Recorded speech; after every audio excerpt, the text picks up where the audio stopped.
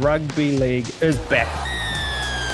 Drum roll, please. You're a true Warriors fan. I have no recollection of that hot take. We don't all have to agree. It's good to be back. It's just a really boring thing. Oh, partner. Start winning some games. I think there'll be a lot of changes to the team. I've got them making the 8 for mine. Let's go.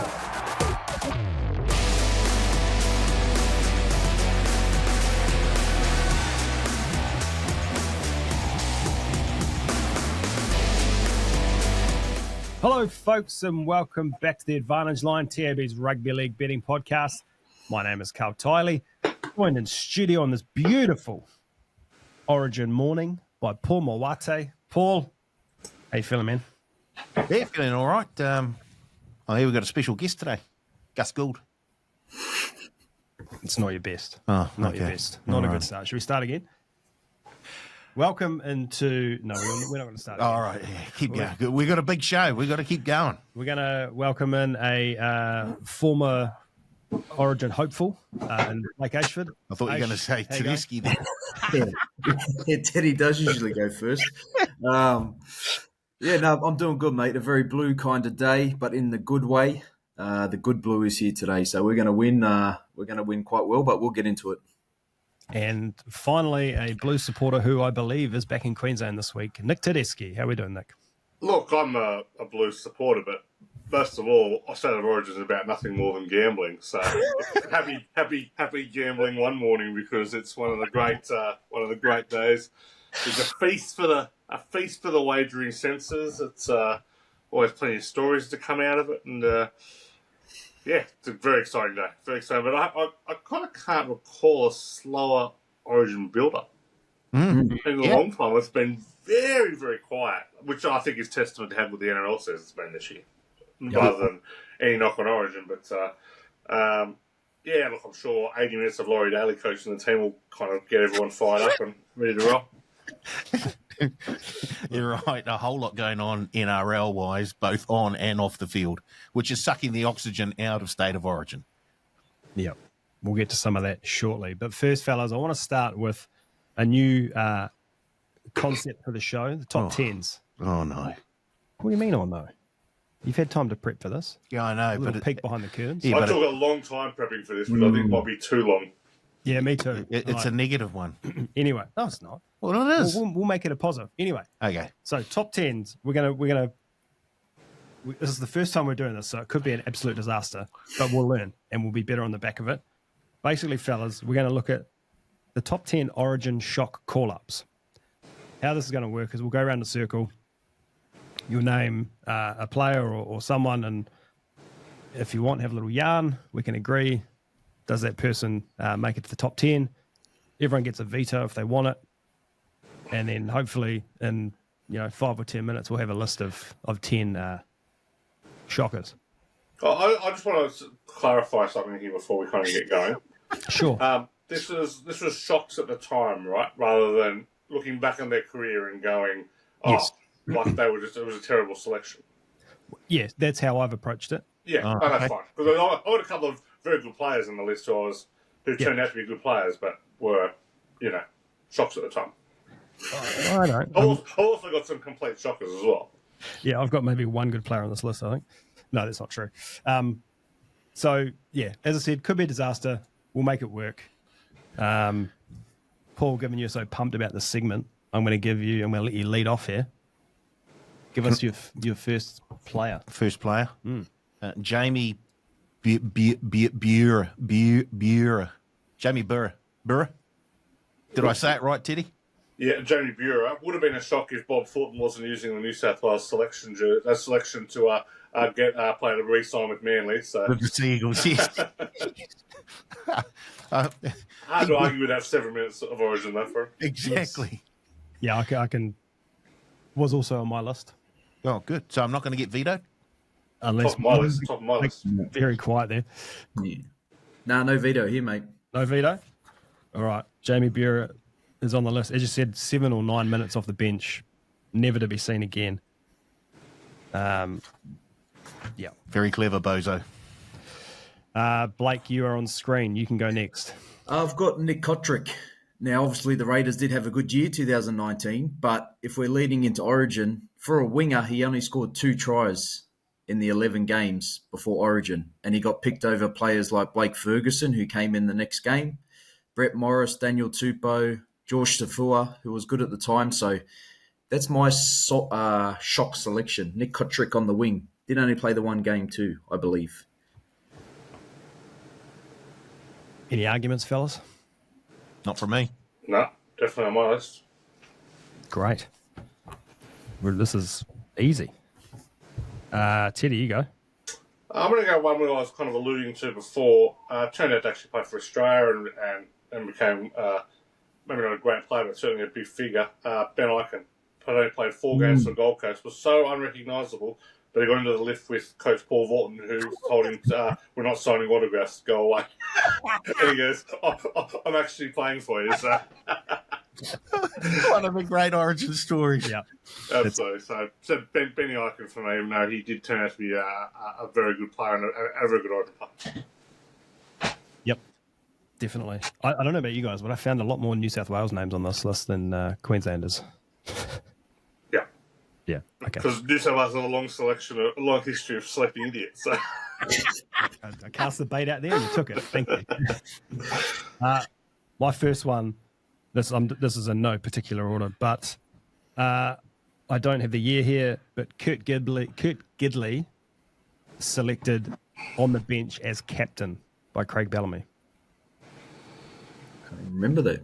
Nah, I can't accept that. What? How many origins did Kurt Gidley play?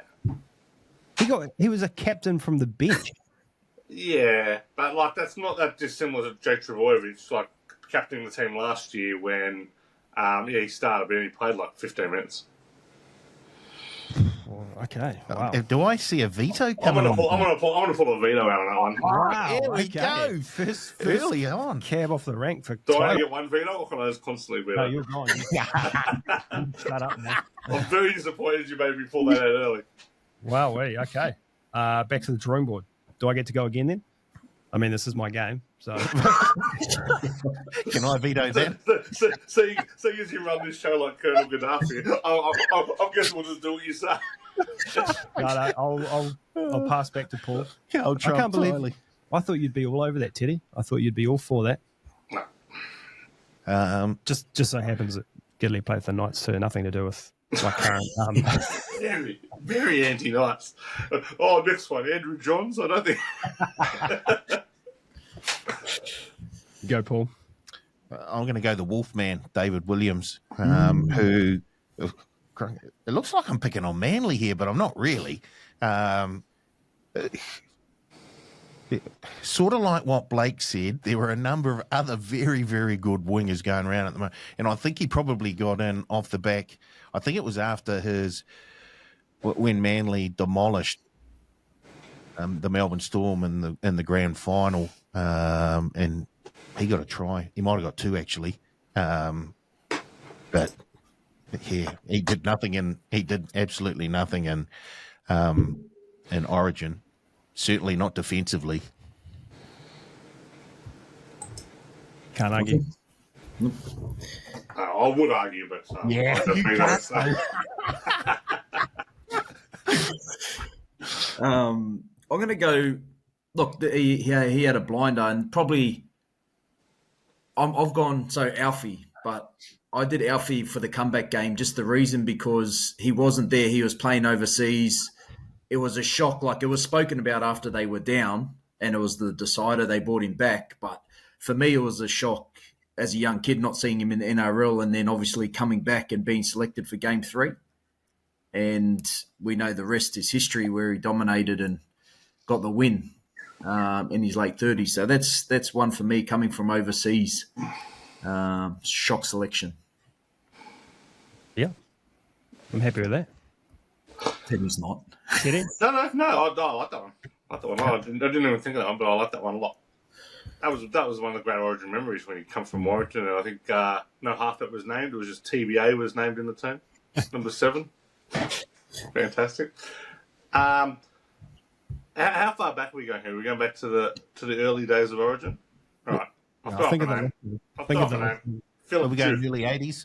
Philip Duke was, I think, the last player selected from country New South Wales to play Origin, and famously spilled the ball in the in goal when there was a pass zone in the in goal. I did it before Justin Hodges did it 25 years later. So Philip Duke, if you haven't heard of him, that's because he played for Moree and never played in the Premiership. Yeah, no, I remember that knock on fondly. Yeah. I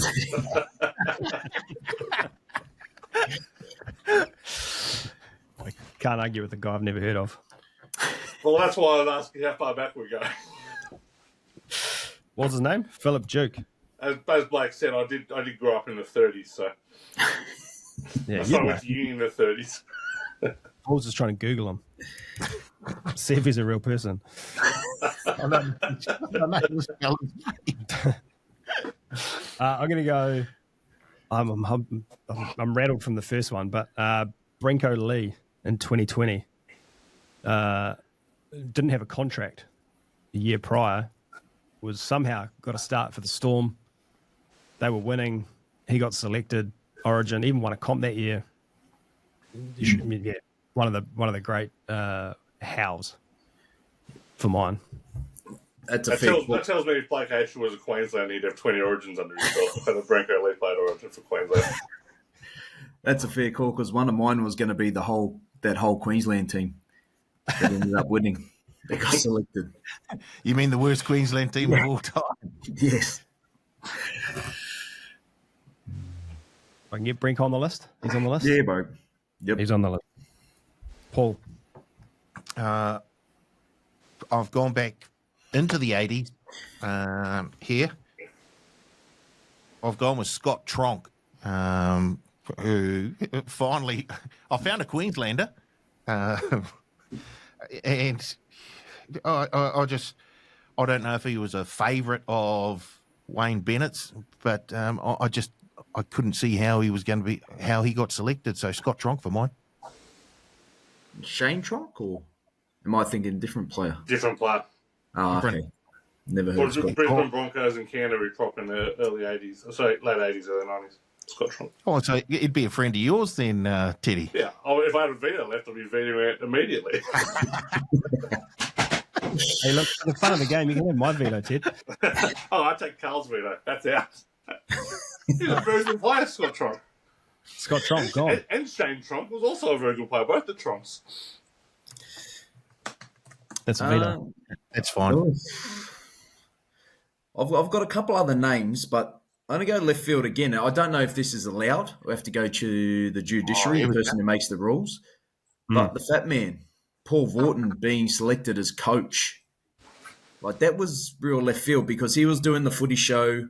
He didn't really have a coaching gig. I don't think it was talked about, and then he got selected into the coaching role. So for me, that's a selection out of left field, but I don't know if it's allowed according to the master of the rules. I'll let it play because I've also got a coach on my list. And I hazard a guess to say Teddy might have one too. No, I don't have any coaches on the list. I played it straight and just went with players. It's not like you to play the straight there. Any arguments to Fatty? No.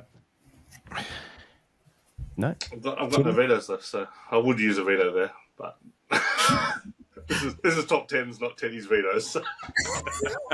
Maybe it's top 10 Teddy vetoes. Yeah, what's the difference? You can get my veto if you want, mate. If you want a veto, I've got plenty of other names here. I'll put in for my next one. This is going to be somewhat controversial. Joseph Swalehi, because he'd signed with Rugby Union, and the picking for New South Wales was a disgrace. There's absolutely no way he should have been picked with better players. And then, what lasted 5 minutes? A shoulder charge someone. Sent off. No, never to be heard of again. I think you were the only one shocked at that selection. Oh, I was shocked at that selection, yes. Can someone use their veto on that one, please? I don't have one. You shouldn't have given it away, mate. Okay.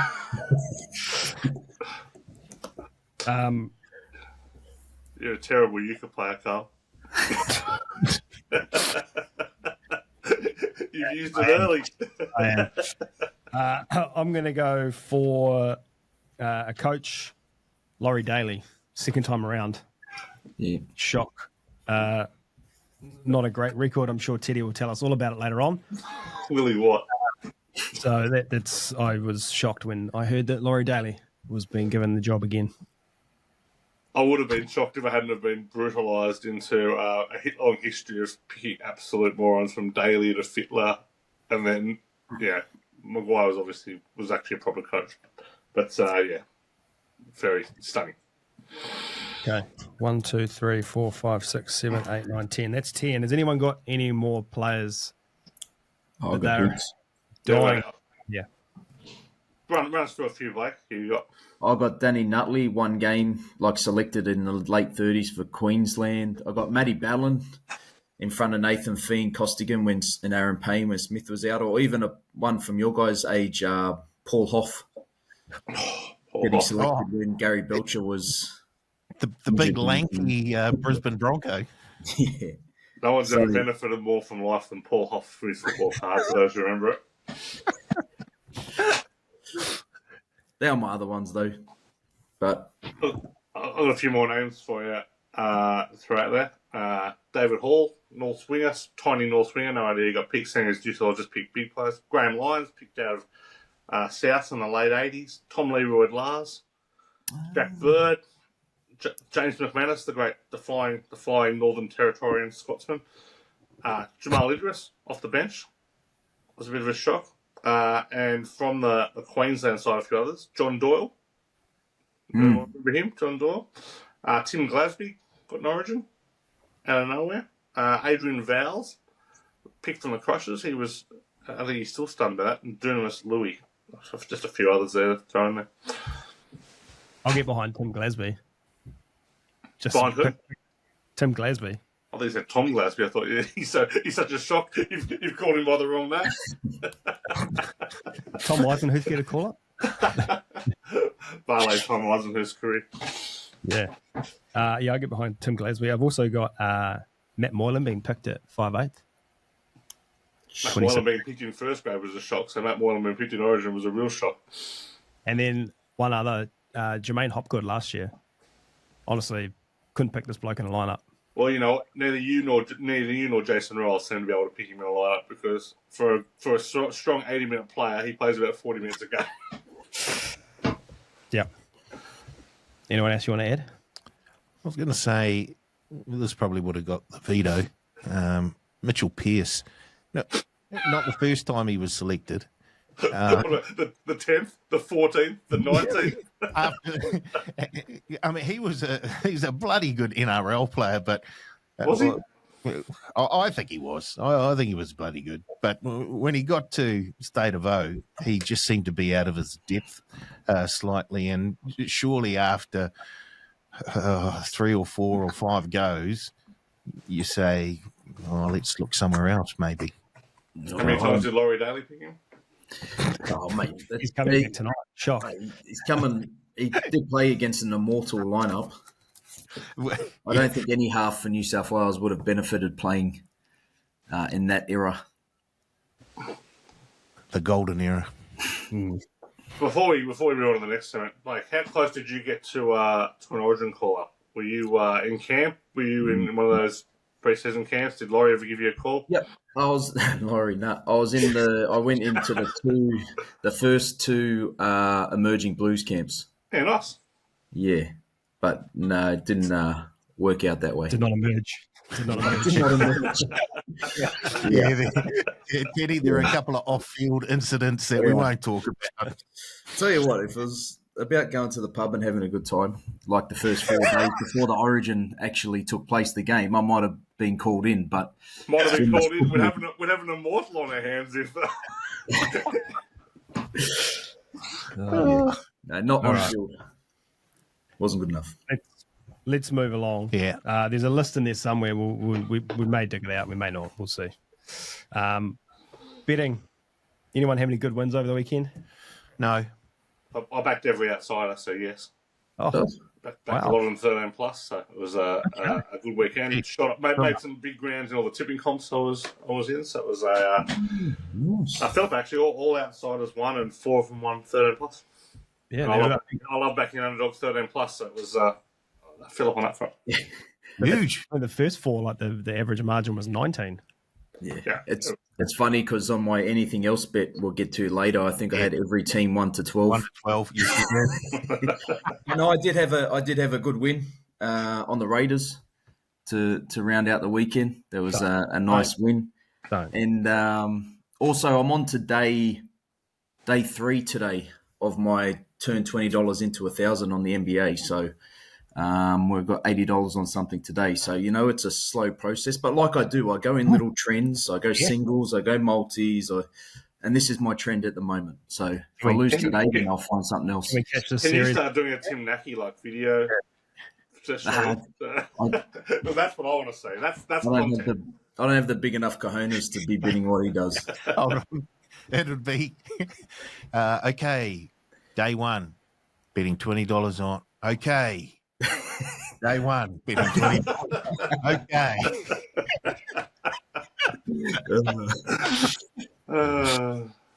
I had a good win in the Dolphins game. I picked the Dolphins. Little same game multi. Dolphins is Sarko Farnworth paying $12. It was the only. Herbie out of the hospital bed, Gilmeister-esque, flies down and just dives over from dummy half to get the punters home. Oh, wish could do. It was my only win of the weekend. It was tough, but I believe we had a few more wins on the podcast, Paul. Yep, let's have a look. And I've tidied it up from the beginning of the season. Tidied it up. Quote unquote. This is an outrage. Yeah.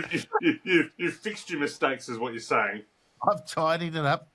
The algorithm, I've tidied that up. So we'll start with Blake. Last week, Blake, 4 bets. Best bet, Dolphins plus 7.5.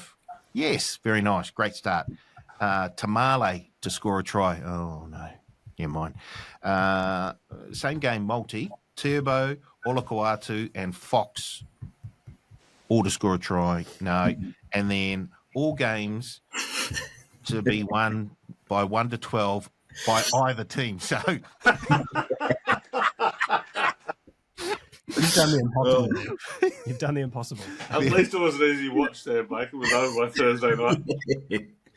So Blake lost 52.50 for the week and is up 511.75 for the season. Nice. Next to Blake is Surly.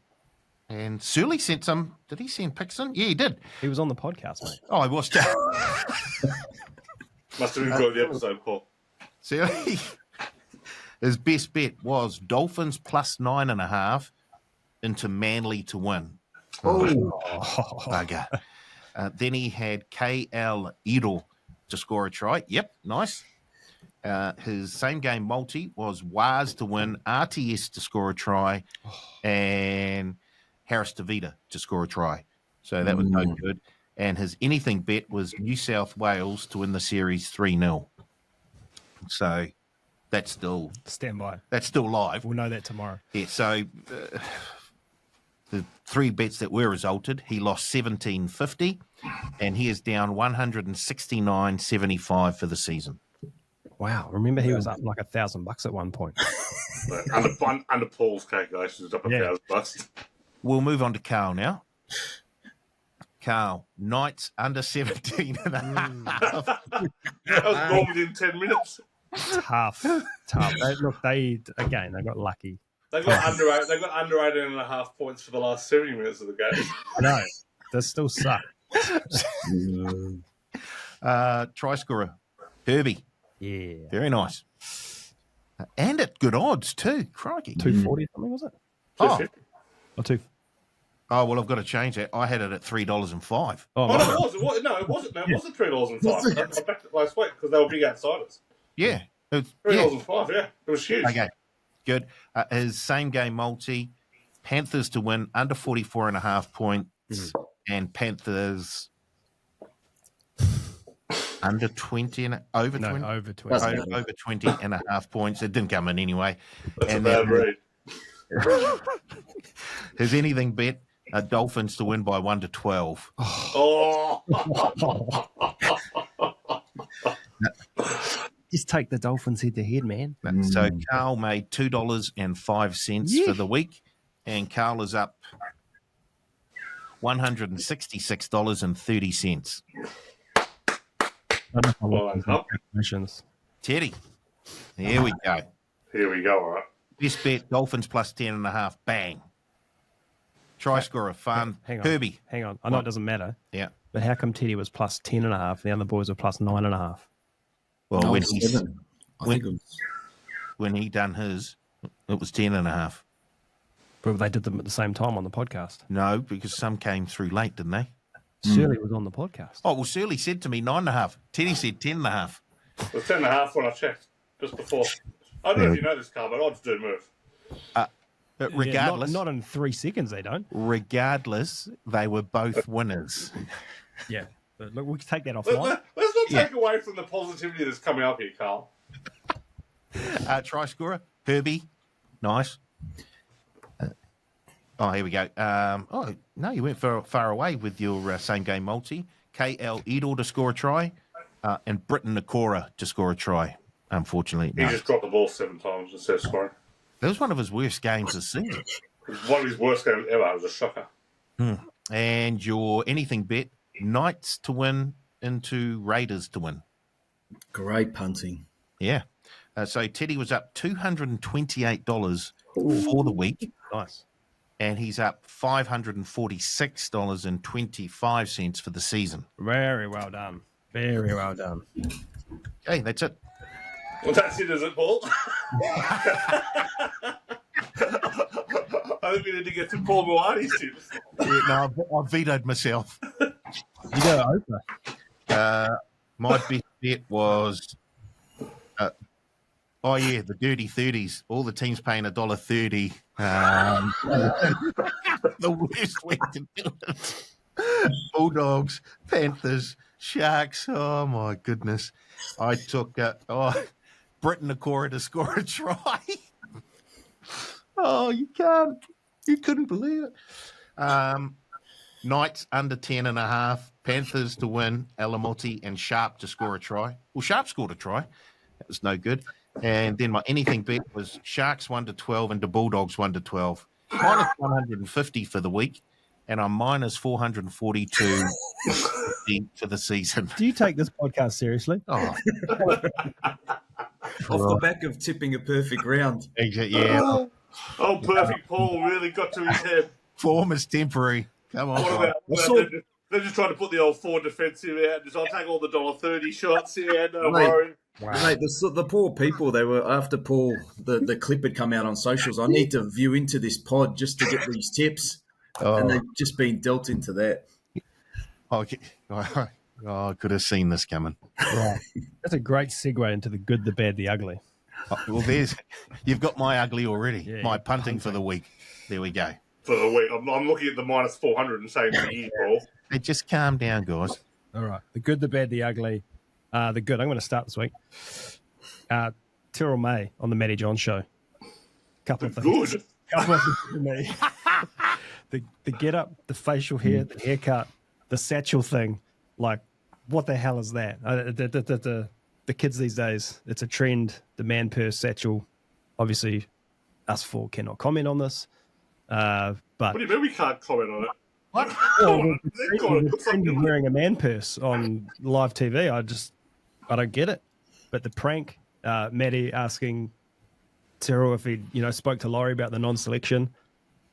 And then he said, "Nah, but I'm going to give him a call." He's like, "Oh, that's fine, mate. We've got him. He's here." And he's sort of like, "Oh shit!"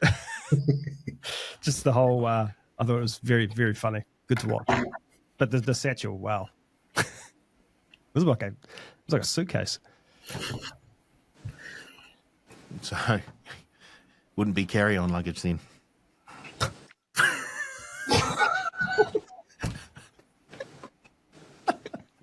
Oh my gosh. All right, Teddy, you go next. Wow, dog signing Lachlan Galvin. What What a great moment for rugby league. Dogs signing Lachlan Gavin.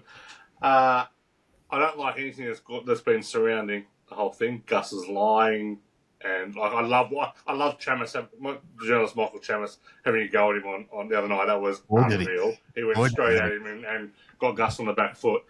I don't like that the Tigers didn't dig their heels in and make him play reserve grade for 2 years. I'm all for that spite, but I am 100% on board Lachlan Galvin being a major upgrade for the Dogs. All this talk that Burton will go to fullback or go to lock, and I'll reiterate, absolutely not. Toby Sexton has been solid, but not much better. Lachlan Galvin's a major upgrade. Lachlan Galvin can play halfback. He'll wear number 7. He'll be playing number 7 against Parramatta in round 14. And he takes a team that's in their premiership window and gives them a chance. So, love it. Okay. Yeah. Only time will tell, I guess, Teddy. Yeah. Time will tell. Well, we've got plenty of time now. Blakey's 19, so we should have 15 years of time to go and tell. Rewind young Terry Lamb going across. My good was the aggression and the niggle in the Raiders Warriors. I'm all here for that. Like, I'm here for Tapine getting loud and abusive, and then Aaron Clark giving it back, and then the physical contest. And if you're standing up in the tackle, you're always taught never to let a man finish standing. And I love Tapine just coming in, no regard, and just trying to hurt people. I love it, the aggression. And I loved Aaron Clark standing up and trying to give it back to them as well. Without the two big Bash Brother leaders there, he took it upon himself. So I was here for all that. Loved it. Nice. That was awesome. It was awesome. I love Joe Tapine because he seems like a nice, mild-mannered guy, and he gets across that line. He's a complete nutjob. I love it. Yep. Yours, Paul? The Newcastle Knights. No, don't ruin the segment. No, if you're going to bag them, Yeah. then surely they deserve some sort of applause when they actually get something right. I'll tell you what, Fletcher Sharp at fullback looked very, very good for the Knights. And I know they've named him back in the halves, and I know that they've tried Ponga in the halves before. But boy, oh boy, he just changed the dynamics of that game. He was in everything. I really enjoyed the way he played the game. Dylan Lucas getting a hat trick. It was, yeah. No. And dropping a fourth overall. Exactly, yes. Are we going to praise every team that beats the bottom of the table team going forward? Or? Just unless you pick against them. Teddy, that had nothing to do with it. How alarming is it that Dylan Lucas and Fletcher Sharp have scored over half the Knights' tries for the season? Yeah. Well, it's alarming unless you have them in the same game always every week. That's nice. To take notice, but for Knights fans, not good.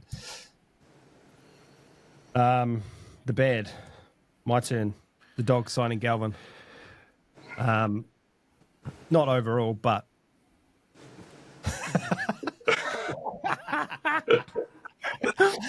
Sorry, folks, not good for podcasts. Insert fake yawn. just all the hoopla surrounding it, and the talk of Burton to fullback and Sexton gone and Marnie gone, and I don't know. Is it going to derail the team and their premiership window, as you say, Teddy? No, I don't know. The answer's But no. posing the question, the answer's no. Well, no, I don't think it's going to derail them because if you're a serious Bulldogs player and there's no way you can't think that Lachlan Galvin won't improve your team. Like at the time, so I don't see how it unsettles them. And Marnie's being on the outs has got absolutely nothing to do with Galvin being signed. Like he's on the out because he's got a complete lack of discipline, and they're shaping Bailey Hayward to be the next hooker, which is fun. I've been in a part of some of these things where you upgrade a player, to a player who you think is better. And it is a team sport. And I just think that with the team, you need everyone to gel. That's why I'm worried about with the Bulldogs. Like, and I'll go back to a thing like Bryce Gibbs. He was the perfect fit for our team. He did everything for our team, let the other players shine. He did the hard work. Whereas now and it might work, like we said, but it's something to be said, like team chemistry is a big thing on the way to a title. You very rarely find players that hate each other that go on and win win titles together. The worry with Galvin is, like, some insiders at the Tigers tell me it wasn't that he was a bad bloke. It's just he wasn't a popular bloke because he's a bit of a loner. Like, his only real mate in the team was Talon De Silva, and kind of didn't bring people together. Now, I would like to think that the Bulldogs culture is probably stronger than the Tigers culture at the moment, and can bring that, and he can kind of help fit into that rather than they're trying to build a culture around Galvin, which the Tigers seem to be trying to do. But yeah, it's a fair knock. But by the same token, it's not like they're it's not like they're kicking out an Origin halfback or a guy who's been a superstar. Like, he's done some pretty ordinary things, Toby Sexton. Like, he was playing reserve grade a year ago. Yeah. Like, everyone says this. Well, Drew Hutchison was the starting halfback at the halfway point last year. And I've been all for Sexton, but you've got to do the right thing by the team. I don't think dropping Sexton will be particularly controversial at the Bulldogs. I think if you're a Stephen Crichton or you're a Matt Burton and you've seen some of the things that Crichton's done, so some of the things that Sexton's done the last month or so, I don't think you'd upset. It could be the biggest halves pairing we've ever seen. If Burton and Galvin are lining up together. Big halves are the new cool. Hugo Savala at the Roosters, like big halves are the new small halves. Do you even have a halfback if he's not over 6 foot? Exactly. Some say no. That's what I'm saying. Who's next with the bad? Me. Chris Butler being appointed to the bunker for State of Origin. I cannot believe it. I honestly cannot believe. Like, I wrote a letter in an article I wrote for your Intain brothers in Australia, imploring that the Graham Annesley and Brock Schaefer, who run the NRL referees, remove Chris Butler from all NRL activities, and instead of appointing him to State of Origin. This is the bloke who, during that Manly Warriors game, screwed over the Wales twice with some controversial decisions, has absolutely no idea, and has got the Origin. So, prediction number one, something bad is going to happen out of the bunker in Origin. So, this goes to show that hard work pays off, kids. Not my hard work. I've been relentless in trying to get rid of this bloke. Stay the course, and you'll be Origin bunker. My bad is a team in the bottom three beating the top of the table by 40. Now, the reason it's bad is because I've got a little proposal here. I'm going to be short with it because I know we're time strapped, but we're going to get 19 teams when these other two teams come in. I reckon we get a 20-team competition, which is another New Zealand team. Everyone will play each other once, but halfway through the period, we break for a month. In that month, we have Origin, we have the Women's Origin, we have New Zealand, Tonga, Samoa, all these other countries play each other. We have curtain raisers like under 17s, under 19 State of Origin, New South Wales Cup versus Queensland Cup. We have an Australian schoolboys versus a New Zealand schoolboys. All these games could be part of the viewing, showcase our young talent, showcase Origin, the big build-up each week to that one game. And we've got a month off, but we're still getting the best of the players at the end of the year. Now, we're not getting these results like the Dolphins beating a Bulldogs team, which should never have happened. And I think it's the right way to go. 20 teams in, every team plays each other once. It puts more importance on each NRL game too. And I think it could be the way to go maybe when, I know at the moment it won't change because of the broadcasting deal and all these situations, but I think it could be the way to go in the future. I actually quite like that. And because you're including a whole lot of other things, you can have Origin on Wednesday, Women's Origin on Thursday. You can have Kiwis against whoever on Friday, Samoa against Tonga on Saturday. So we don't miss any sort of league on the weekend. And what you're getting as well is you're getting your Australian team picked from New Zealand versus Queensland. At the end of the year, you have whether it be a tri-series with England, New Zealand, who have already had games throughout the year. It's quite possible, that you're going to see international footy grow too. Hey, it's just there. Take it if you want. I'd love to get Shawn Michaels off the top rope. I wrote a few years ago what I would like to see during this period is not the competition shut down for a period of time, but on the weeks where Origin's being played to have a Challenge Cup style competition where clubs can where clubs can play their best players, can play their reserve graders, can do what they want. You can add in New South Wales Cup teams, Queensland Cup teams, all that stuff, and play all that stuff, and then focus those on the weekends when it's being played. But a few issues with that, like a lot of the talk about Tonga Samoa, half the Samoan teams playing for New South Wales right now. So there are issues around that as well. I'll get some argument which has a bit to do with the draw as well. But I definitely don't hate it. But it's just unless it's going to be betting on under 17s and under 19s in New South Wales Cup, I've got no interest in any of that stuff. But also that might clear up the eligibility. Yes, very much so. Yep. You get to see this. Who wants to play for who? I think that's going to be a bad result for the island nations. Right. Because only because there's so much money on the table in Origin. Good idea. Time strap. Move on. Who's next? Bad. Yep. The Sharks. The Sharks who were basically unaffected by Origin roll up against the Roosters team who had a number of players out, and they got done to. They lost every battle across the field. So I'll tell you what, the Chooks were bloody good, but boy oh boy were the Sharks poor. Yep. That's everyone's bad. The ugly. For mine, the overreaction from some on this podcast even to the Warriors losing 16-10 to another top 3 team. Who overreacted, Carl? Well, I think you have overreacted. I've read some articles that you may have written. It was a back and forth game played in the wet, and both teams weren't great. I don't remember writing a single thing about the Warriors this week. I could be wrong. I think there is a line that I've read around the Warriors' points differential of -1 being more indicative of where they're at as a team rather than. It had nothing to do with that loss. It had to do with the entire season. Well, hey, look, they were the 4th best defense in the comp. We've been playing all season that they're, comps are won on defense. They're attacking. They're not bottom 4 in attacking. Not bottom 4. They're not bottom 4 in attacking. Look at the numbers. I like that's what you're saying. So they're top 13 in attack. The way everyone's talking is like they're gone. They're in all sorts. I mean, in around where. I don't think I said they were in all sorts. I said regression's coming, and they're going to be close to the middle of the table. Translates to they are in all sorts. Not enough. I'm glad that Blake brought up the Dogs getting absolutely pumped by the Dolphins, who are in 13th.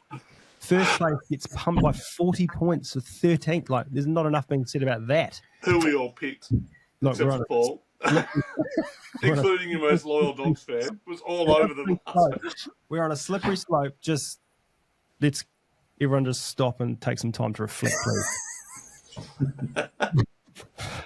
Is that my ugly, Carl? I will pull the pin on this podcast if I have to. Teddy, you're ugly.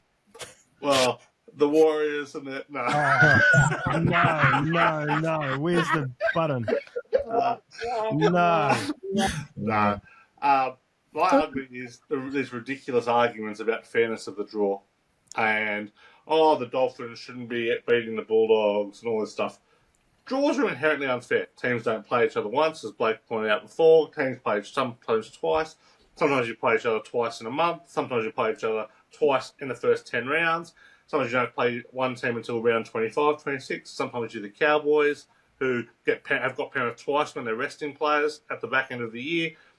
Like, it is inherently unfair. So, if you want to redo the draw so it is more structurally sound, and before we worry about stopping the comps and stuff like that, maybe just get every team to play each other once before playing other teams twice, and simple things like that. If we actually care about stuff like that, it's clear that we don't. Some teams have more 5-day turnarounds than others. Some teams have more longer rests than others. Buys are inherently unfair when they are. Having a buy in round 1 is the most pointless thing of all time. So who copped it this year? Poor old Gold Coast Titans, they copped it this year.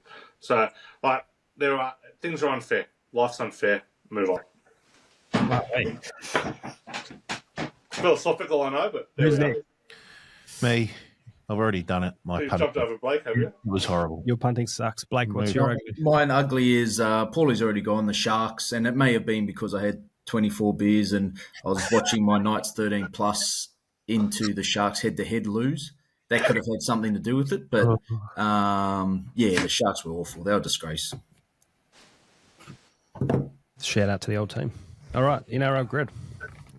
Tuesday, 27th of May. We are way back in time, so let's do this fast. Pause the pod, go find the grid, nrlgrid.com.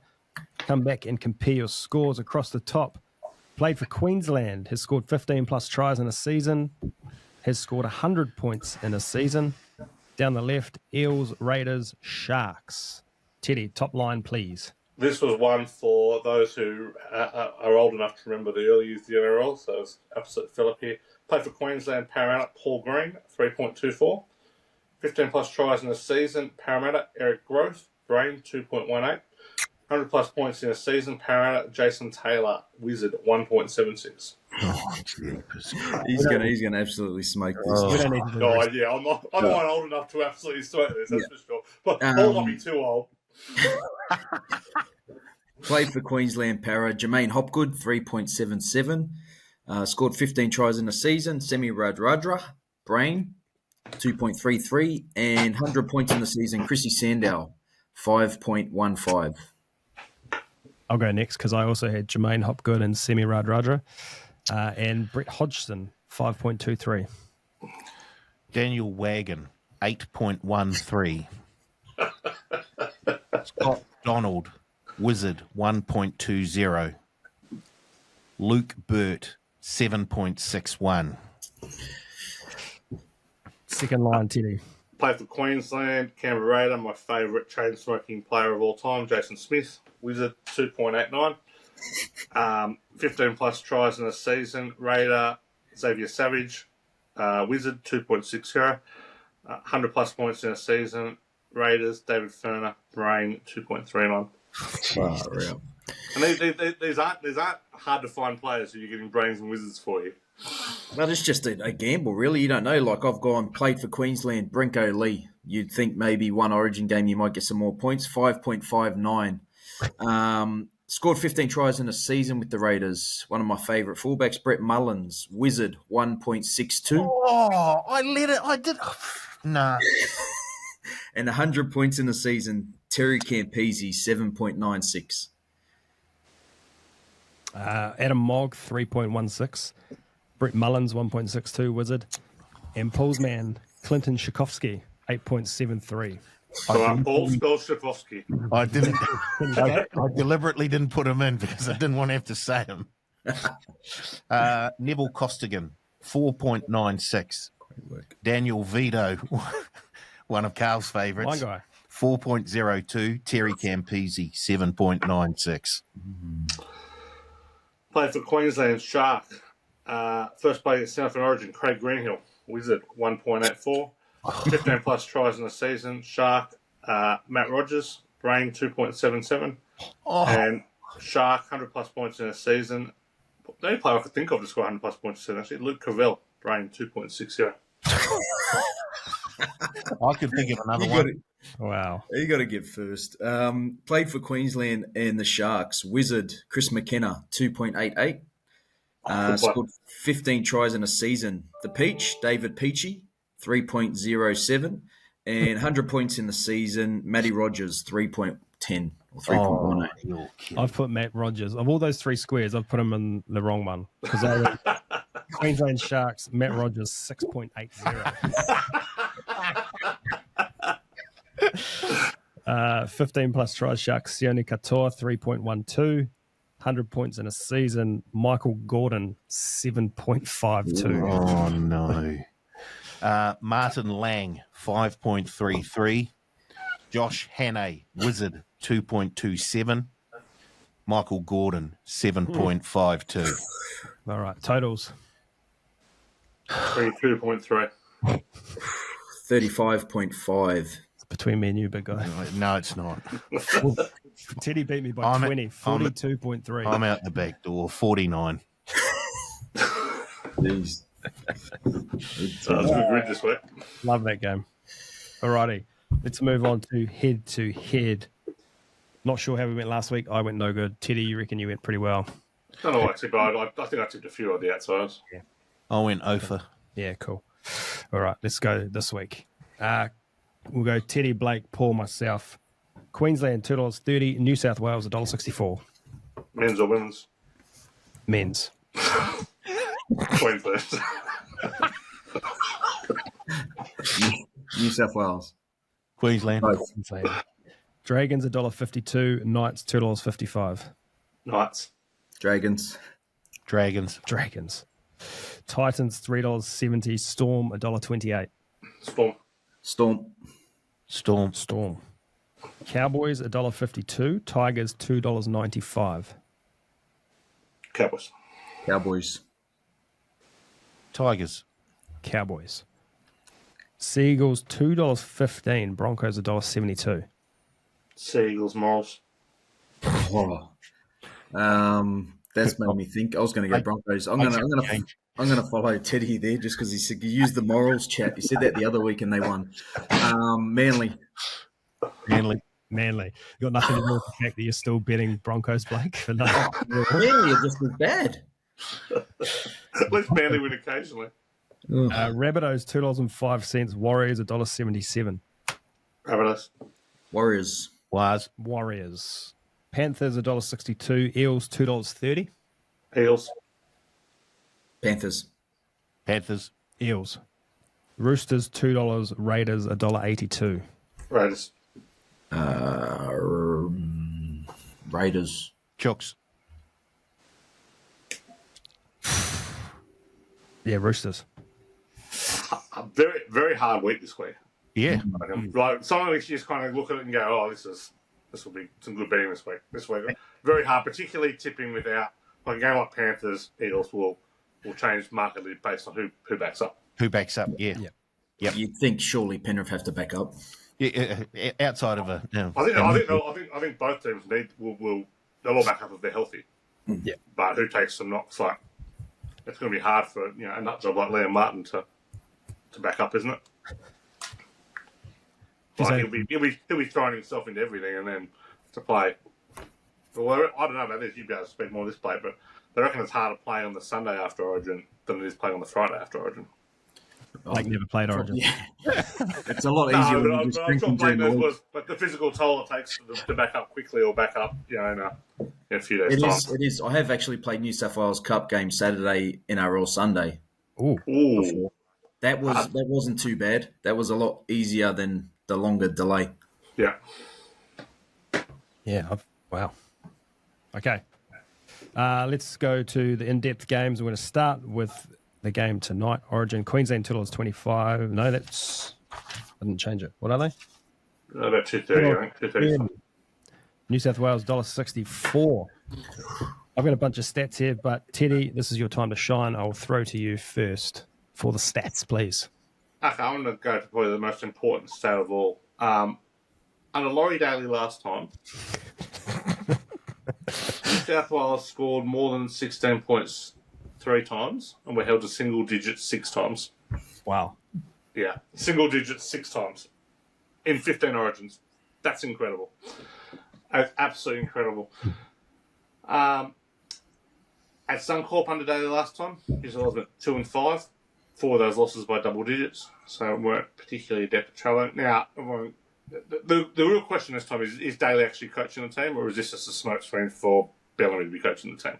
So there is some worry about. I'm kind of hearing Bellamy might be a bit more involved than not. So the main stats there for me are those. Queensland have won 10 of the last 15 at Suncorp, and they have a very good record in Game 1 recently, and home teams have a good record in Game 1. So I don't really see how you go beyond Queensland plus 3.5 here, other than the typical trap everyone falls into of New South Wales being a more talented team, which they are, but they nearly always are. So that I'm going on that stuff. Like, I'm maybe not as confident as I was a couple of weeks ago, thinking that Daly's coaching the team and Bellamy is just going to be flying in and doing quote unquote consulting. What it sounds like, Bellamy's been very hands on with what's going on. So taking away a little bit of confidence, but I like where Queensland are at from a matchup point of view. Like, Daly and Munster can play well together. You don't know that Cleary and Moser can play well together. Cleary, for all his ability, has generally struggled in the Origin arena. I had a good season last year, but has not, really been able to put a lot of back-to-backs together. A little bit concerned over so many players being picked from an out-of-form Penrith side and an out-of-form Roosters side too. Don't love the New South Wales bench, but this is by no way a knock on Hudson Young. I think he should be the starting left edge back row. They've struggled to get him into games every single time, and there's no point in playing a pure edge on the bench.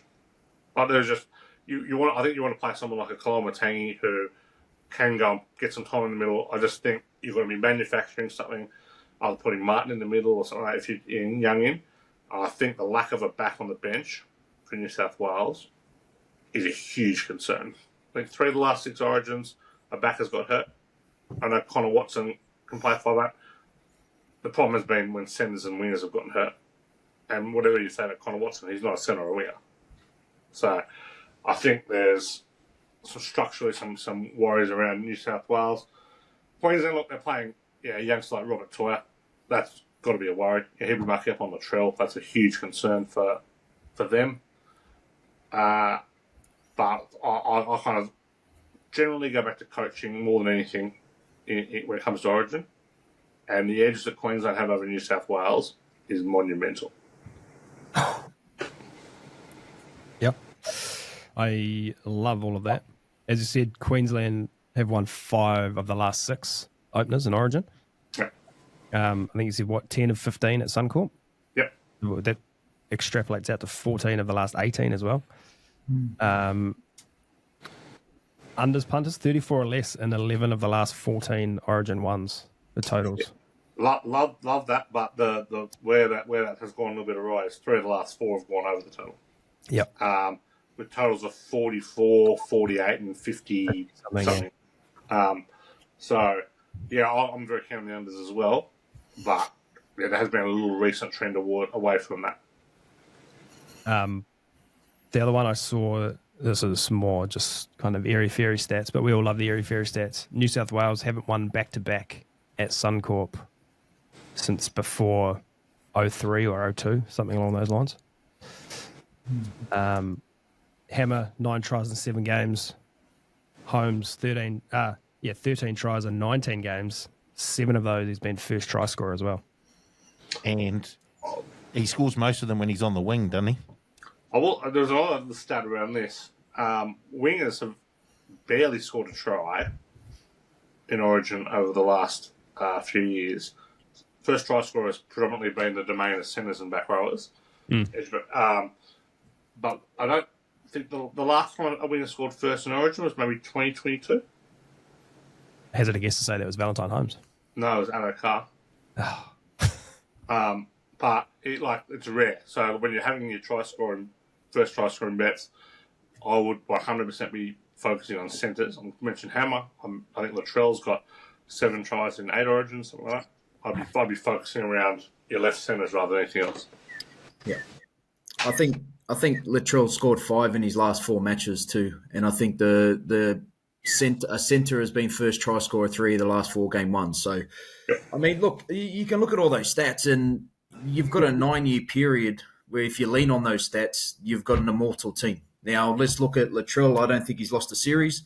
Mitchell Moses is here to make history this year. It could be the first half, I believe, since Joey to win a couple of Origin series. I think for me, where the whole difference is, across the park, I think they're perfectly suited for each other.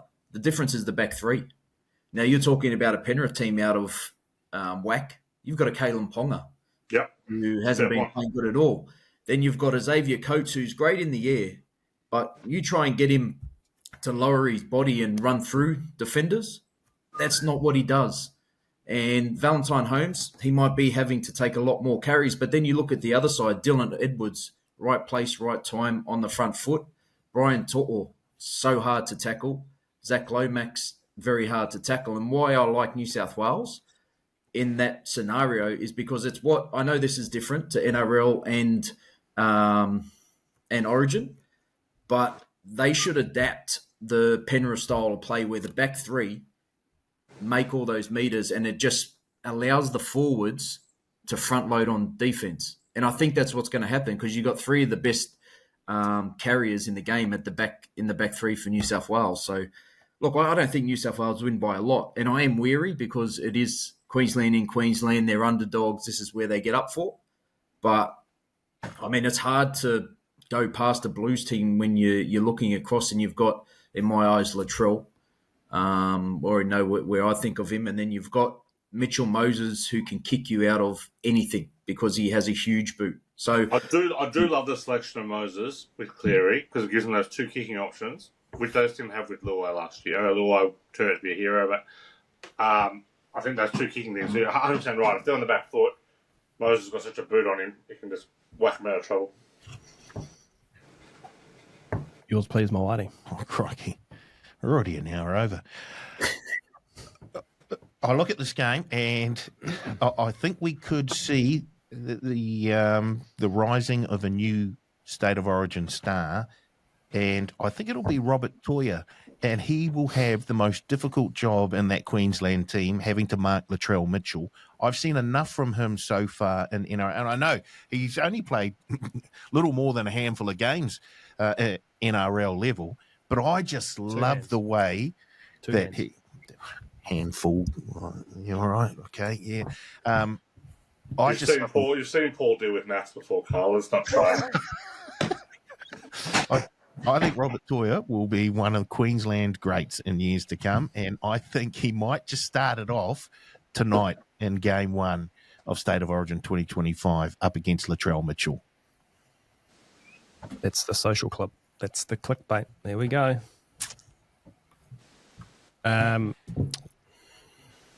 Cool. Before we move on to NRL games, can I get a score prediction, please? Teddy.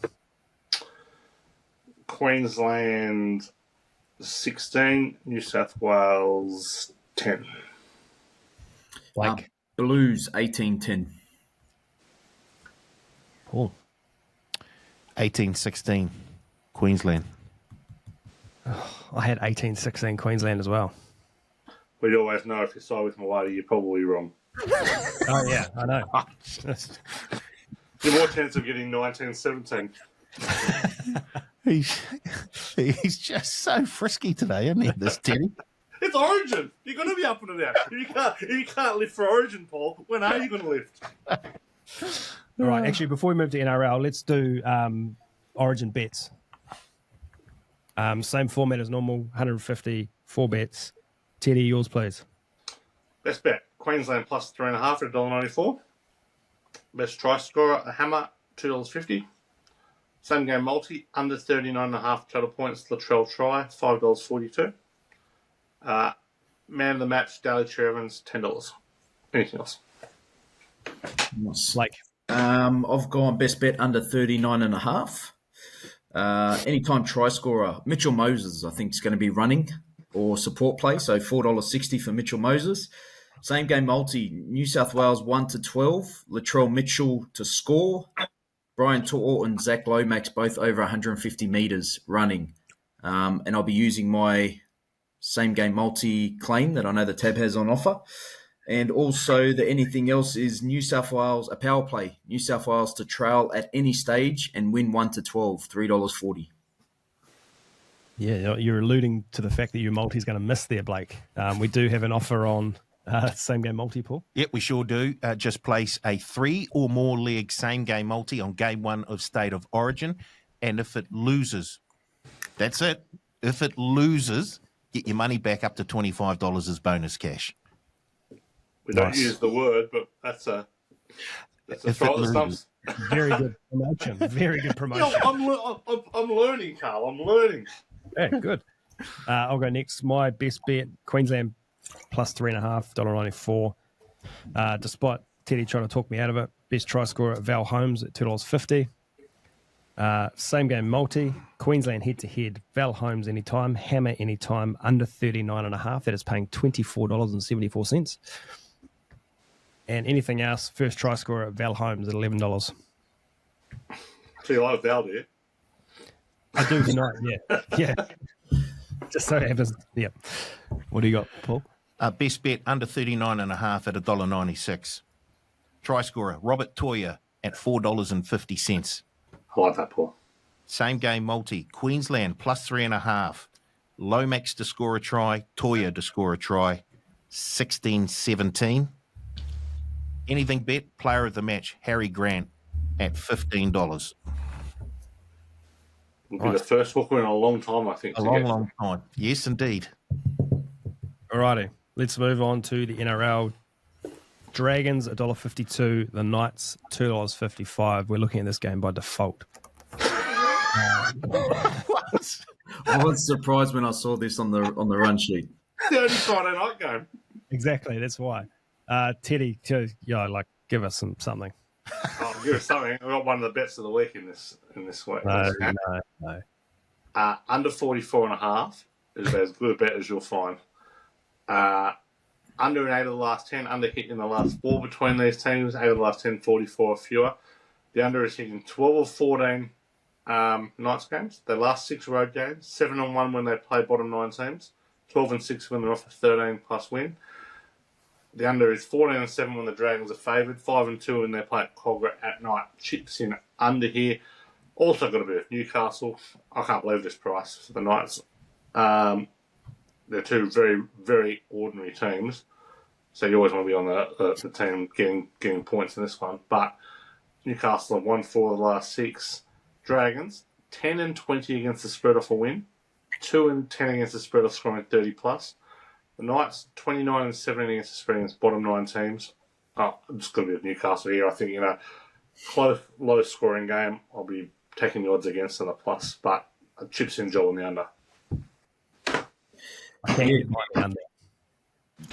Well, I mean, like with the Knights, I just think that last week it was because Ponga wasn't there. They weren't looking for someone else to do something. So, everyone chipped in and gave everything. So if Ponga plays, which I think he will because he'll have to, I just think the Dragons at home will be too good for the Knights. And I don't know how it's going to play out. So I'd just take the head-to-head in this one with the Dragons. Yeah, I like the under 2. I like the Dragons, just on the back of Flanagan for mine. I think he's a better coach than O'Brien, and I just like they haven't been travelling too bad for mine, and I like the way that King Tongia has been slotting in at the halves. He's starting to garner a wee bit of confidence. So, yeah, for mine, Dragons and unders. Yeah. You know where I stand on the situation. Knights total this week, 18.5. Oh. That'll be unders. So we know what one of your bets is. No, not this week, but not a good game. All right, Seagulls, $2.15. The Broncos, $1.72. What have you got here, Teddy? Betting on this one, flip with news that Turbo's at 3.5 point favourites. It's gone to 3.5 point dogs now. Absolutely ridiculous flip. How? The Broncos, please. I just cannot get over that they are favourite interstate again. They've failed to cover their last 4 interstate games. They're 3-11 against the spread in the last 14 overall. 4-11 against the spread off a loss. Covered 1 of 10 against teams outside the 8. This is a great spot for Manly. They are 11-2 against the spread off a loss. 9-1 against the spread for double-digit loss. Manly are awful off a win and bounce back well off a loss. It's just how they go. They're 10-1 against the spread of conceding 30+. They've covered 12 of 18 at 9 at Brookie. 12 of 19 at Brookie off a loss. Just get around Manly here, and you want to be focusing on that left-hand side. Ben Trbojevic, Donatell Kohler, I think Tommy Talau will play on the left wing. Jordan Ricky is a swinging gate in defence. I wouldn't only back myself to score a try against Ricky. I back myself to score a double. Here we go. I tell you what, we've found a great run. I can't. And I will be focusing on those guys because they are defensively very, very weak out there. And Jesse Arthur's a fullback. I like Arthur as a player. I'm not sure about this decision. I think there's going to be a lot of communication. Cobbo's gone to a wing. We're telling Cobbo is healthy and maybe should have been picked in Origin. And a few things going on here. So, chips in Manly. Never played fullback in his NRL career. And Blake will be able to talk to this more than I will be, but a lot of talking at fullback, a lot of organisation at fullback. And when you've got a poor defensive side, that you're going to do have to do a lot of covering there. I think that could be a problem for them. Yeah, look, it is so hard to pick because even after the other week where I said, both these teams I think would get up in one of my multis, they've both been shocking. And I don't think it's a big loss for Manly with Turbo because he hasn't been anywhere near his best. So it's not like it's going to be a big loss. So I'll follow Teddy in here with Manly. I was on the fence, but because I think Madge is just throwing smoke screens at the moment. I think a couple of people will go into that 8 or that 17-man squad. But, I'm following Teddy in with the Eagles here. Those smoke screens are the cones he's smoking. Come on. Some of his decisions. I like Manly there too, Paul. Yeah, me too. Teddy, how much did you say the line moved? Well, it went from 3.5 point favourites to 3.5 point dogs. I can't think. Turbo's Hasn't he hasn't been right for the last month or so, and he really why they rushed him back is beyond me because he just has not been right. He hasn't been moving right. You're spot on, Paul. And I agree with you and Blake. Turbo at his peak out, totally understand that. This was also a time before Lehigh Hopewadi was there as well. Hopewadi is a very good fullback. Hopewadi is starting with half the teams in the comp at fullback. So, I don't think he's as big a loss as the 7-point move suggests. No, I'm Manly as well. Yep. Rabbitohs $2.05. Warriors $1.77. Go on, Ted. No. Found this is the hardest game of the week to play, so we're playing it pretty small. So first day, I thought, well, New Zealand are probably the better team. And then I looked at the differential and thought, well, maybe it's a bit closer than we think. Souths have dominated this matchup, won 13 of 15. New Zealand won 34-4 last year, but from memory, that was when Latrell lost the plot. Might have got sent to the bin or got sent off for something in that game and left him short.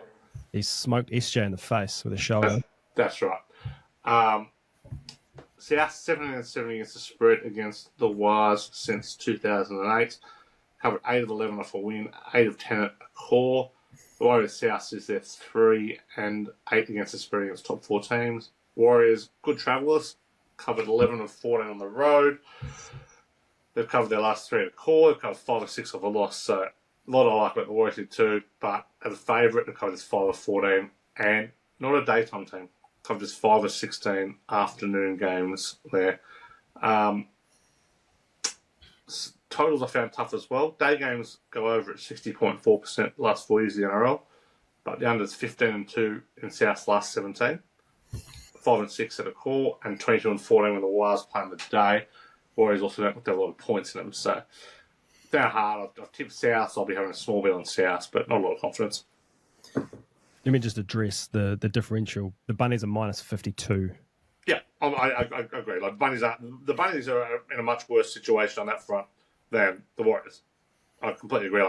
If the Warriors are a third or fourth place team, then South certainly are a sixth place team. Thank you. A backhanded Blake, what are you compliment? We're going to take any compliment we can get from today. No, I really like the Warriors. I think they do win this game. I know that I looked through the last couple of scores over the last 10 years or so, and it wasn't promising for the Warriors. A lot of the stats aren't, but I think this team is different, and I gained a bit more respect from them going down the way they did the other day. I think they just didn't adjust correctly, but that's part of learning. And I think now with Fisher Harris, Barnett back, there's only really Ali Leatoa who's out. Otherwise, you're fully. Pardon? Rocco Berry back. Yeah, Rocco Berry's back, and it's only without Ali, then you're close to a full strength team. So, Mitch Barnett. If you're at full strength, why is Adam Pompey in the team? I said near full strength team. But the way Adam Pompey's playing, yeah, That was the dumbest penalty I've ever seen given away Apart in from my that, life. that was silly. But look, I think the Warriors at $1.77 are good things this week. Say the M word. So was that Blake's version of morals there? Yeah, say the M word. I don't say morals. I like the Wars. Look, the team has a much better balanced look to it with the, James Fisher-Harris and Mitch Barnett. Hopefully comes through Origin okay. That pack looks a lot better. And the fact that we've got the likes of Halasima and Dimitrik on the bench, I think, gives the Wars a better all-round feel to what they looked last weekend. So, yeah, I'm Wars. I think a different game if Fisher-Harris and Barnett play last week, or different result. Yeah, I don't think Tapani's... No, puffing his chest out. No, I don't think so. You don't think so? I reckon Tarpon is puffing his chest. I reckon Fisher Harris might be standing over the top of him when he does, but Yes. Yeah, I don't think Tarpon has ever backed down for anything. No, So. correction. Yeah. The one thing for me, Tomato Martin on the bench still.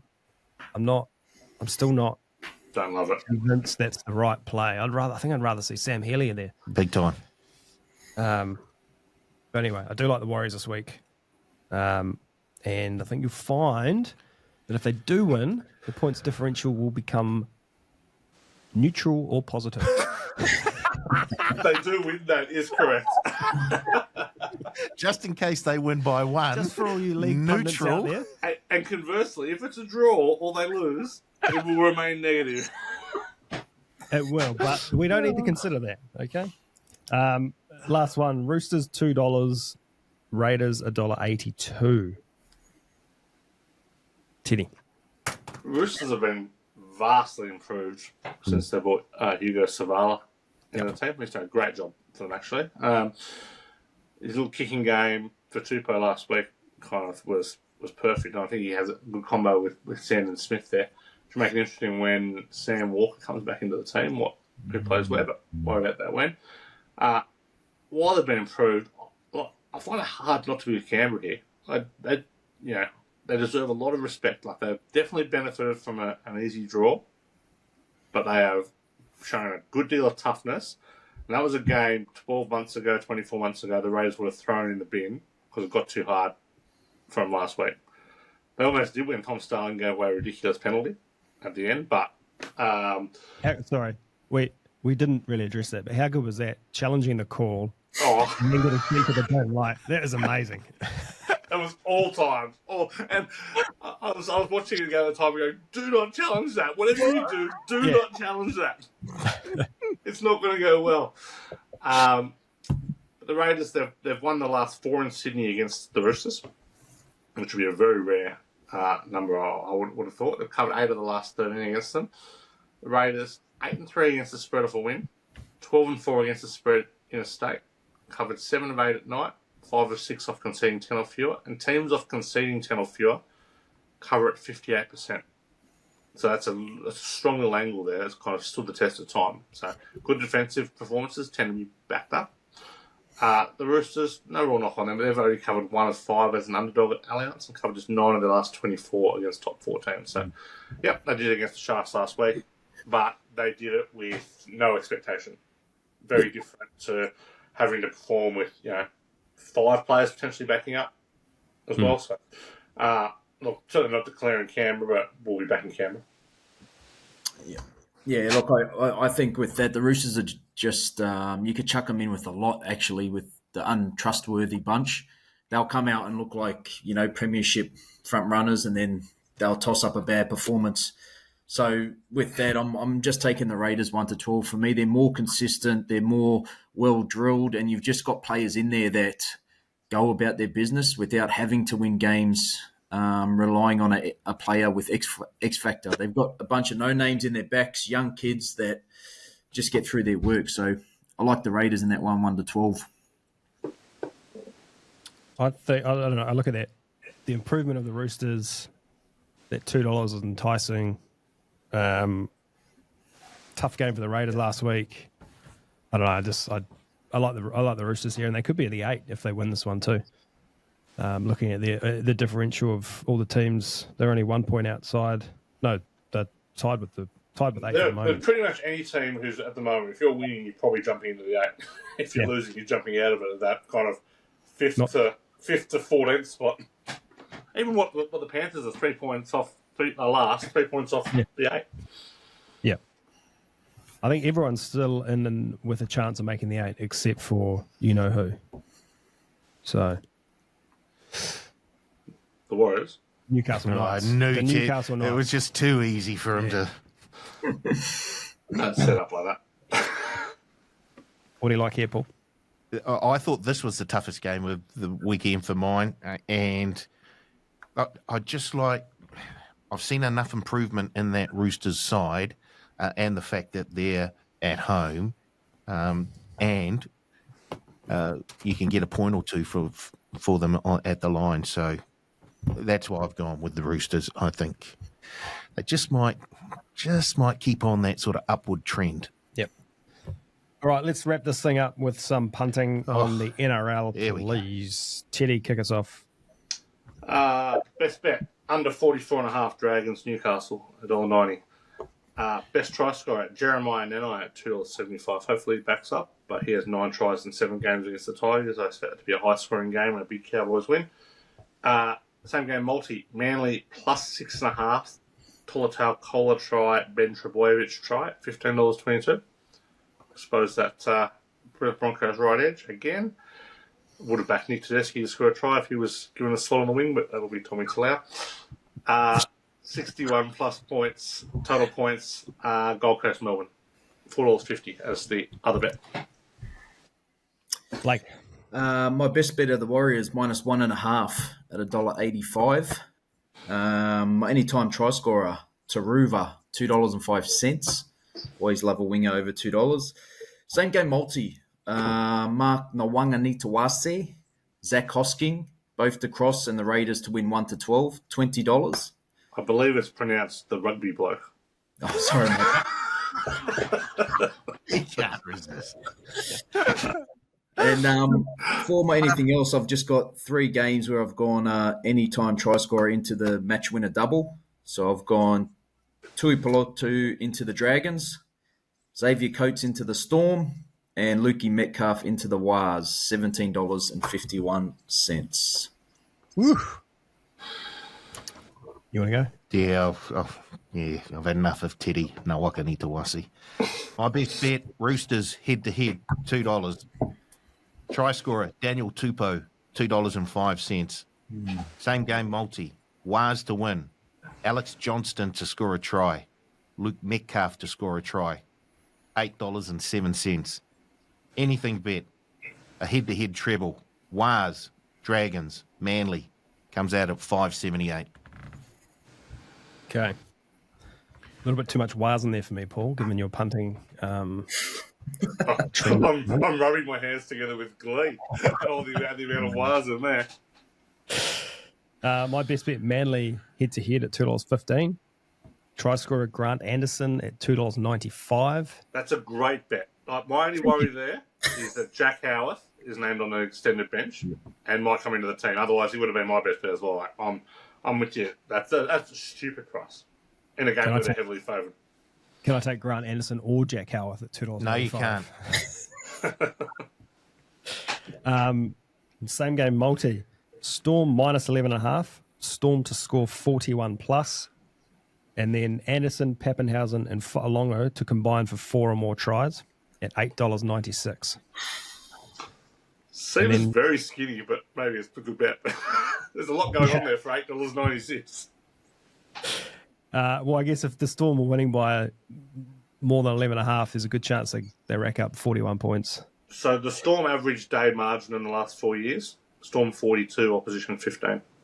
There we go. So I'm home. Pay it out.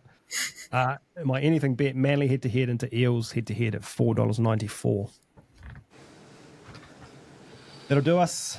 It's been a long show. Oh, boy. Tough listen for most, I'm sure. So thank you for sticking around. Teddy, thank you for your insights, as always. Absolutely loved it. Looking forward to Origin tonight. Go gambling. Responsibly. And Blake, thank you. Good luck I don't mean that. Just enjoy tonight. No worries. Thanks, mate. Go the Knights. Thanks, Paul. Yeah, don't worry, lads. At least the women have won the state of origin for New South Wales. You opened with the shocker. You've closed with the shocker. That'll do us. We'll see you next week on The Advantage Line.